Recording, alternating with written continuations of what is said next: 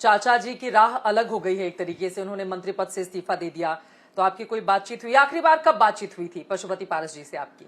Well I don't even remember this honestly speaking, क्योंकि कभी उन्होंने फोन लिया ही नहीं। मुझे याद है जिस दिन पार्टी परिवार टूटा था उस रात पूरी रात मॉम उनको फोन ट्राई करती रही।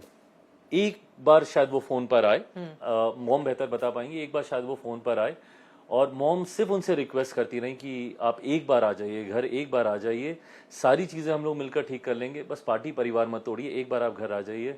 पर वो दिन और आज का दिन है, ना वो कभी आए ना कभी उन्होंने फोन किया। मगर उनको जो जो चाहिए होता क्या वो दे देते चिराग पासवान? मैं चित्रा जी, मैं उस वक्त की भी बात बता रहा हूँ। शायद आपको वो पता नहीं याद होगा कि नहीं, मैं टाइफॉइड में था, मेरे हाथ में कैंडुला बना हुआ था, मैं खुद कार ड्राइव करके मैं उनके घर पर गया था और लगभग 1.5 घंटा मैं खड़ा रहा था। किसी ने दरवाजा नहीं खोला। उस वक्त मैं अपना सर्वोच्च निछावर करने ही गया था, आप ये मान लीजिए। मैं मॉम को, सिर्फ मॉम को घर पे बोल के गया था कि उनको पार्टी का अध्यक्ष बनना है, मैं उनको पार्टी का अध्यक्ष देने जा रहा हूं, उनको मंत्री बनना है, मैं उनको देने जा रहा हूं, मैं उनको सब देने जा रहा हूं जो उनको चाहिए। बस इस परिवार को ना तोड़ें, इस पार्टी को ना तोड़ें। ये परिवार, ये पार्टी पापा का गुरु रहा है, उनका अभिमान रहा है।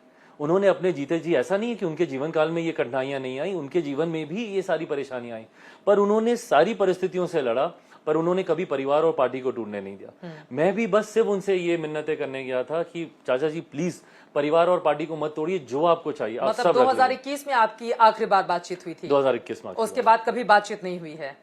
और अब जब उनकी कुर्सी चली गई तो आप खुश हो रहे हैं या दुख है आपको? आप जानते हैं मैं पूजा पाठ में विश्वास रखता हूं, मैं कर्मा में भी उतना ही विश्वास रखता हूं। दूसरों के दुख पर जो खुश होता है उसकी खुशी ज्यादा दिन रहती नहीं है। मैं कतई किसी दूसरे के कठिन समय को देखकर या विपरीत परिस्थितियों को देखकर मैं कतई उससे खुशी नहीं लेना चाहूंगा। बट हाँ, उतना ही गर्व, उतना ही गुरूर मुझे इस बात का है कि हम लोग अपने संघर्ष को एक सुखद पड़ाव तक ले आए। अगर इतना ही दूसरे का दर्द देखा जा रहा है तो फिर हाजीपुर छोड़ देते आप चाचा के लिए? मैं क्यों? जमुई से आप 14 में जीते, उससे ज्यादा बड़ी मार्जिन से 19 में जीते, तो फिर हाजीपुर जाने की वजह क्या रही? यही ना कि हराना है चाचा नहीं, को? बिल्कुल उनको नहीं, बिल्कुल नहीं। क्या मैं ना शुक्रा नहीं होता एक बेटे के नाते कि अपने पिता के अधूरे कार्यों को मैं छोड़ दूं?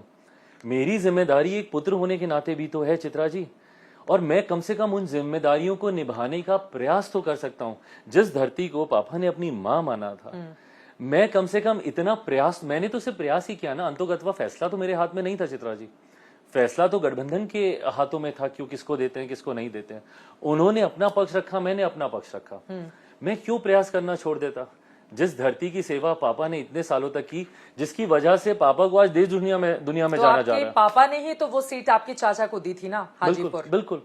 बट उस वक्त पापा थे, आज जब वो इस दुनिया में नहीं है, मैंने बस यही कहा कि मैं एक पुत्र की जिम्मेदारी निभाने का मैं प्रयास कर रहा हूँ।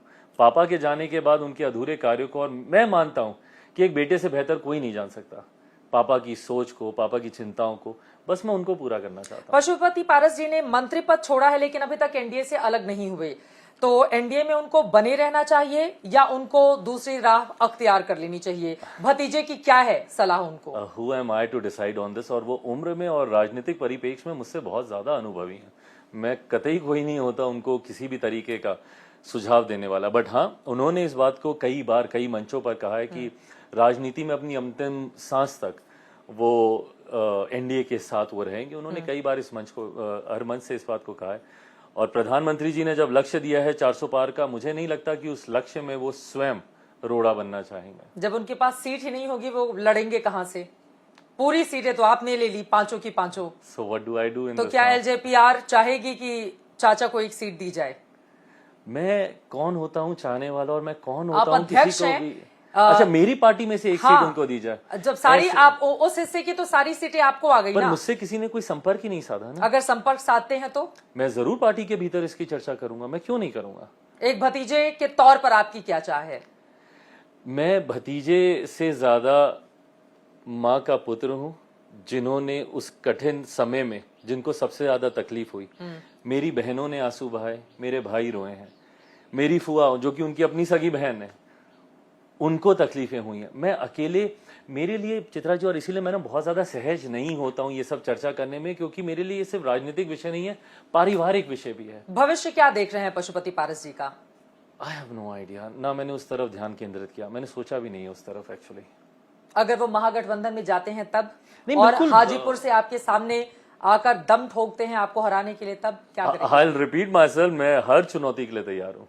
हर चुनौती के लिए चाचा सामने हो तो भी? बिल्कुल। ठीक है, महागठबंधन ने क्या ऑफर दिया था चिराग पासवान को? देखिए, मुझे भी सूत्रों के माध्यम से ही और मीडिया के माध्यम से ही ये जानकारी थी। वो एक ऐसा समय था जब मेरी गठबंधन के भीतर बहुत सहज रूप से बातचीत चल रही थी। उसी बीच में मुझे भी ये सारी बातें सुनने को मिली। मैं इस बात को कतई नहीं झुठलाऊंगा, मेरे संबंध हैं और ये मैंने पापा से ही सीखा है कि आप हर किसी से मधुर संबंध रख सकते हैं राजनीतिक मतभेदों के बावजूद। मैं मेरे मुख्यमंत्री को हमेशा उसी इज्जत से मैंने उनको पुकारा, मेरे मुख्यमंत्री कहकर ही मैं उनको हमेशा संबोधित करता, तब भी था जब मैं उनसे अलग था, पाँव उनके तब भी छूता था। तो ये संबंध मैंने निभाए हैं। राजद में वो रिश्ते मेरे जरूर रहे हैं, पर इन रिश्तों की माध्यम से मुझे कोई ऑफर मिला हो ऐसा नहीं था। अब नीतीश कुमार जी को हराने के लिए तो आपने न जाने 2020 में क्या क्या कर दिया था। उसी नीतीश कुमार के साथ एनडीए में अब आपको साथ साथ चलना पड़ेगा। लक्ष्य बड़ा है ना, टारगेट हम लोग का बड़ा है। हाँ। आज की तारीख में लड़ाई इस बात की नहीं है कि उनके और मेरे बीच में क्या मतभेद है। दो दुश्मनों को दोस्त बना दिया पॉलिटिक्स ने। नहीं, बट जब कोई बड़ा लक्ष्य होता है उसके लिए सबको एक साथ आना ही होगा, सबको एक साथ मिलकर ही उसमें आहुति देनी होगी उस बड़े यज्ञ के सफल होने के लिए। अभी का लक्ष्य तो बड़ा है, ऐसा ना हो कि फिर 2025 में नीतीश जी के लिए आप अलग राह अख्तियार कर लें।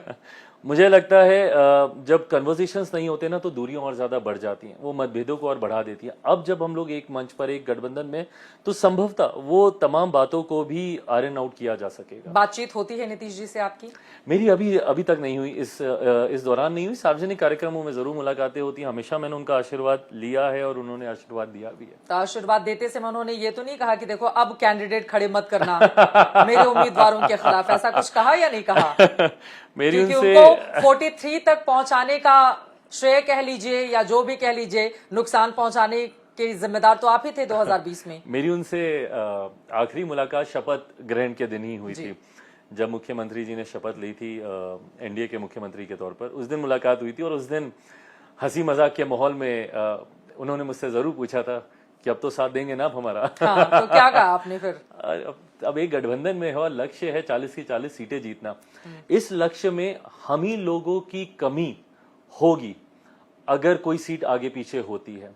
अगर ईमानदारी से हर घटक दल ने अपनी भूमिका निभा दी और जो निभाएंगे और निभानी भी होगी, 400 के लक्ष्य को पार करना, उसमें बिहार की 40 सीटों का एक अहम योगदान है जो हम लोग मिलकर करेंगे। ठीक है, चाचा भतीजे की बात हो रही थी तो आपने जोर देकर कहा कि आपकी भूमिका एक बेटे के तौर पर ज्यादा हो जाती है अपनी माँ को लेकर, क्योंकि उन्होंने एक लंबा संघर्ष बीते 3 सालों में देखा है।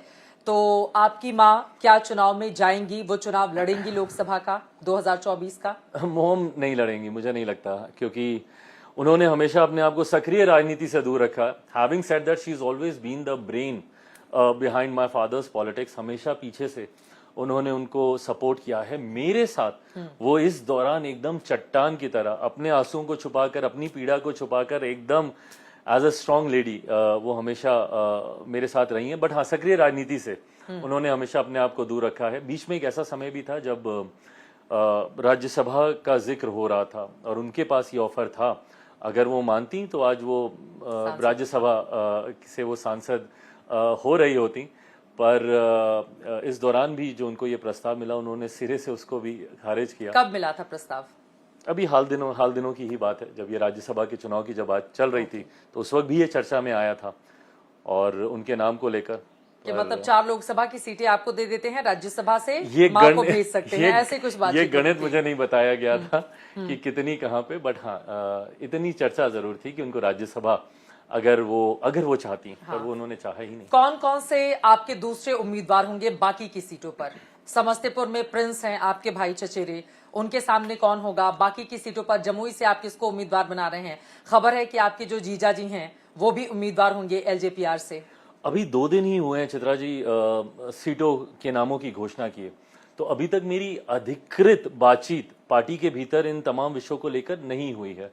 मुझे लगता है 1-2 दिन का समय और लगेगा और इन तमाम सीटों पर जैसे ही पार्टी के संसदीय बोर्ड के द्वारा एक आम राय बन जाती है उसको उसकी घोषणा भी कर दी जाएगी। कितना इंतजार करना होगा, खासतौर से आपके लोगों की नजर ज्यादा रहेगी इस पर? हाँ, नहीं, क्योंकि ज्यादा इंतजार कर भी नहीं सकते, बिकॉज फर्स्ट फेज के तो नामांकन की प्रक्रिया भी अब शुरू हो गई और फर्स्ट फेज में भी एक सीट है हम लोग की, जमुई की सीट है।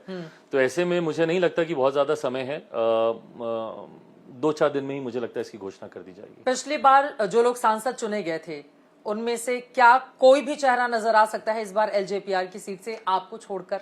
मैं अधिकृत नहीं हूं इस पे कुछ भी बोलने के लिए, क्योंकि जब तक पार्टी के संसदीय बोर्ड के द्वारा कोई राय इन बातों को लेकर नहीं बनती। हाँ, इतना जरूर है कि जो सांसद मुझे उस वक्त छोड़ कर गए थे चाचा जी के साथ, उनमें से 2 सांसद वापस हमारे साथ हैं, जिसमें वैशाली से वीणा देवी जी हैं और खगड़िया से महबूब अली कैसर साहब हैं। तो ये दोनों लोग हैं और दोनों ने इच्छा जाहिर की है पार्टी के समक्ष। अब अंतोगत्वा ये पार्टी को निर्णय लेना और पार्टी को कई क्राइटेरियाज को मद्देनजर रखते हुए ये फैसला लेना है। मैं कतई ये नहीं चाहता कि मेरे पार्टी के किसी भी कार्यकर्ता के मन को ये आहत लगे कि भैया जो लोग धोखा देकर गए और आज हम लोगों ने संघर्ष किया 2.5-3 सालों तक, और अब जब चीजें बेहतर हुई हैं तो फिर आप लोग उन्हीं को आगे बढ़ा रहे हैं। बट ये तमाम फैसले पार्टी को ही लेने हैं। मतलब 2-4 दिनों के भीतर इस बारे में ऐलान कर दिया जाएगा। अब मैं आ जाती हूँ लालू प्रसाद यादव, तेजस्वी यादव और पप्पू यादव ने मुलाकात की है लालू यादव से।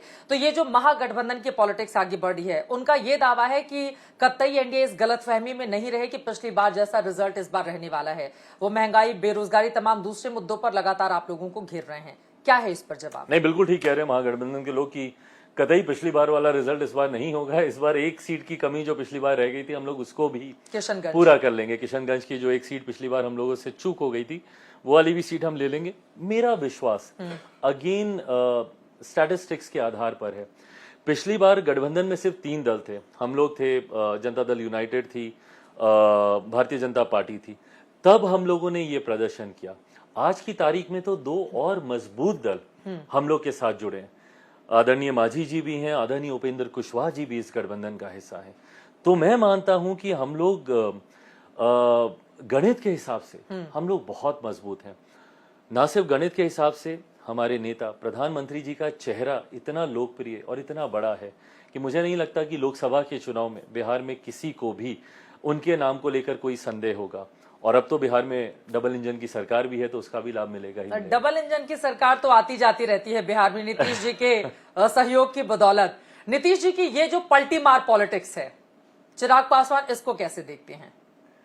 देखिए, ये उनकी अपनी सोच है। अब इसमें गोल मोल नहीं, एकदम 2 टूक स्पष्ट वादिता के साथ आप बात करेंगे। मैं इसमें क्या स्पष्ट बता सकता हूँ? देखिए, मैं as a student of politics, राजनीति का विद्यार्थी होने के नाते मैं ये तमाम चीजें, परिस्थितियों का मैं आकलन करता हूँ, सीखता हूँ, समझने का प्रयास करता हूँ। क्या नीतीश जी को चिराग पासवान से सीखने की जरूरत है कि जब बीजेपी ने उन्हें साइडलाइन किया, जब उनका बंगला चला गया, जब पशुपति पारस को ज्यादा तवज्जो दी गई, उसके बावजूद वो बीजेपी के साथ बने रहे, गठबंधन नहीं छोड़ा और अंत भला तो सब भला हुआ? मैं चित्रा जी बहुत छोटा हूं मेरे मुख्यमंत्री के सामने। उनकी उम्र, उनका रुतबा, उनका तजुर्बा मुझसे बहुत ज्यादा है। जितनी मेरी उम्र नहीं है, उससे ज्यादा उनका राजनीतिक अनुभव है, जिसका मैं सम्मान करता हूं।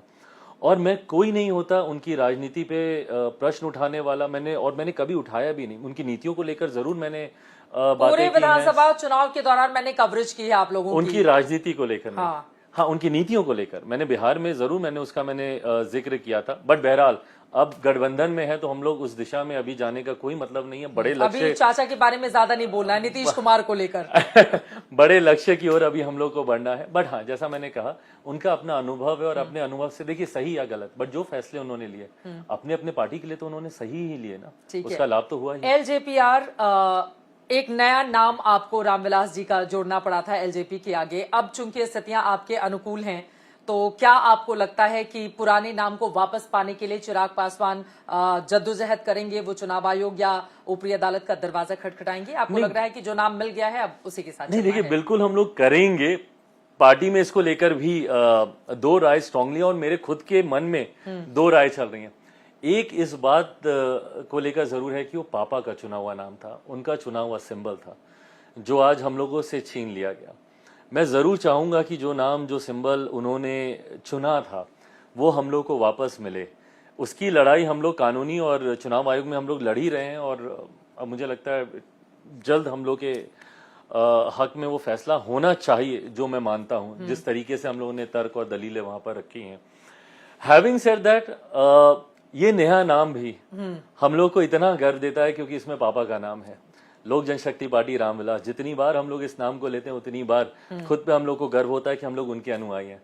और सिंबल भी बहुत खूबसूरत है, हेलीकॉप्टर, ऊंचाई, हमेशा ऊंचा लेके जाने की का बल हम लोग को देता है। तो ऐसे में पार्टी के कई लोग हैं जो मानते हैं कि ये नाम, ये सिंबल ही हम लोग को कंटिन्यू करना चाहिए। बट हैविंग सेड दैट, मुझे लगता है आने वाले समय में तय किया जाएगा। आगे तय करेंगे आप, ठीक है। चलते चलते एक आखिरी सवाल जिसका जवाब मैं आपसे जानना चाहूंगी। फिल्मों की दुनिया से राजनीति में आपने सफर किया, बड़े सारे कांटे भी आपने देखे, अब आगे की राह चिराग पासवान खुद के लिए क्या पा रहे हैं? राजनीति में क्योंकि मैंने पापा को देखा है, आप कभी नहीं कह सकते that you have arrived and done, अब हो गया। हर बार एक नई चुनौती, परिस्थितियां नया नया रूप लेकर आपके सामने कठिनाइयां पैदा करती रहेंगी।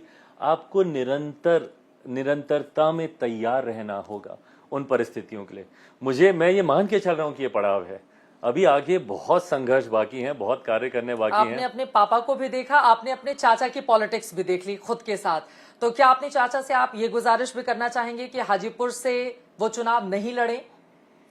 मैं दोहराता हूं, मैं कोई नहीं होता ये कहने वाला, ये फैसला उन्हीं को लेना है और अपने बेहतर भविष्य के लिए वो जो फैसला लेंगे मैं उसको। एक दूसरे के साथ रहे हैं आप लोग एक वक्त पर एलजेपी के साथ, तो क्या है मन की बात? मन में ऑनेस्टली बोलूं कोई बात ही नहीं है।